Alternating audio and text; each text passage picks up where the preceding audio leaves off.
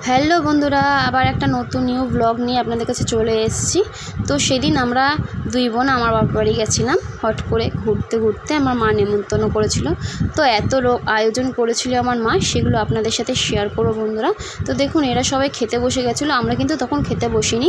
আমরা যখন খেতে বসবো তখন আপনাদের ভালোভাবে ব্লগটা তুলে দেখাবো। তো চলো আমরা এবার খেতে বসে যাই। অনেক দেরি হয়ে গেছে, অনেক দুপুর হয়ে গেছে, অনেক বেলা হয়ে গেছিলো বলে বেশিক্ষণ না খেয়ে বসে থাকতে পারছিলাম না। খুব খিদে পেয়ে গেছিলো, এই জন্য মাকে বললাম তাড়াতাড়ি করে আমাদের একটু খেতে দাও, আমার খুব খিদে পেয়েছে। তো এইভাবে আমার মা আমাদের বললো বসে যা, আমি ভাত বেড়ে দিচ্ছি। তো দেখুন আমার মা কিন্তু আমাদের দুই বোনের জন্য ভাত বাড়ছে। তো এখানে কি মা খাবার দিচ্ছে তোমাদের বলছি। তো প্রথমে কিন্তু এখানে তরকারি দিয়ে দিয়েছিলো, আমি নিয়ে নিয়েছিলাম, খুব খিদে পেয়েছিলো তো তাই। তো মা বললো দাঁড়া, আরেকটা তরকারি দেবো, ওটা নিয়ে একবারে খা।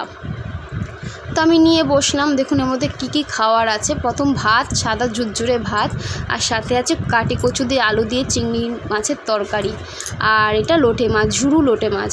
তো চিংড়ি মাছ দিয়ে কাটি কচু দিয়ে কিন্তু খুব ভালো লাগে বন্ধুরা। কে আপনারা এই কচুর তরকারি খেতে ভালোবাসেন অবশ্যই কমেন্ট করবেন। আমার তো খুব ভালো লাগে, আর আমার মায়ের হাতের রান্না সব থেকে বেস্ট।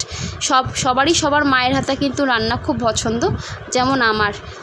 যাই হোক, এইভাবে আমাদের কিন্তু তরকারিটা দিয়ে আমার কচুর তরকারিটা দিয়ে খাওয়া হয়ে গেছে। এবার পালা হচ্ছে লোটে মাছ। আপনারা কে লোটে মাছ খেতে ভালোবাসেন অবশ্যই এইভাবে বলবেন। তো অনেকে গোটা খেতে ভালোবাসে, অনেকে ঝুরু খেতে ভালোবাসে, কিন্তু আমরা গোটাটা অত ভালোবাসি না বলে মা ঝুরু তরকারি করেছিল, হেভি লাগছিলো খেতে। তো পুরো ভাতটাই আমি ফিনিশড করে দিয়েছিলাম, কিন্তু বাদবাকি তরকারি দিয়ে কীভাবে খাবো তার জন্য আরেকটু ভাতে নিয়ে নিলাম। সাথে চিকেন রান্না করেছিল মা, 1 পিস চিকেন আর 1 পিস আলু দিয়েছিল।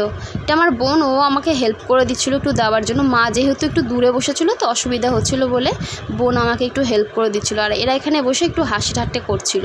তো চলো আমি এবার এই বাদবাকি ভাতটা দিয়ে চিকেনটা দিয়ে খাওয়া যাক। তো সাথে একটা লেবু নিয়ে নিয়েছিলাম আমি বন্ধুরা। গন্ধরাজ লেবু দিয়ে চিকেনের তরকারি আর ভাত হেভি লাগে খেতে বন্ধুরা। আপনারা কে ভালোবাসেন এরকমভাবে লেবু দিয়ে ভাত খেতে অবশ্যই কমেন্ট করে জানাবে কিন্তু আমাকে। সাথে একটু স্যালাড নিয়ে নিয়েছিলাম। স্যালাডে কিছু সেরকমই ছিল না, শুধু শসা ছিল। তো শসা দিয়ে আমার ভালো লাগে খেতে। টমেটোটা আর পেঁয়াজটা অতটা আমার ভালো লাগে না, শুধু শসা দিয়েই খেয়েছি বন্ধুরা আমি। তো এরকম দেখো আমার মা চিকেনটা রান্না করেছে কত সুন্দর, আর একটু আলু দিয়ে আর একটা গ্রেভি দিয়ে ভাতটা মেখে খেতে কিন্তু হেভি লাগে। আলুটা অনেকটা বড় ছিল বন্ধুরা, যার জন্য আমি একটু ভেঙে আমার বোনকে দিয়ে দিয়েছিলাম। এত বড় আলু আমি খেতে পারি না।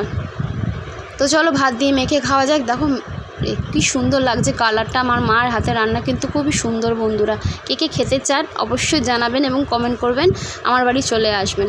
তো মাংসটা মা রান্না করেছিল, তো কত সুন্দর সিদ্ধ হয়েছে, হেভি কুকড হয়েছিল, খুব ভালো লাগছিলো খেতে। তো এইভাবে আমি আপনাদের সাথে খাবারটা শেয়ার করলাম, বাবার বাড়িতে কী খাওয়ালো। যদি ভিডিওটা ভালো লেগে থাকে বন্ধুরা অবশ্যই লাইক, কমেন্ট অ্যান্ড শেয়ার করবেন।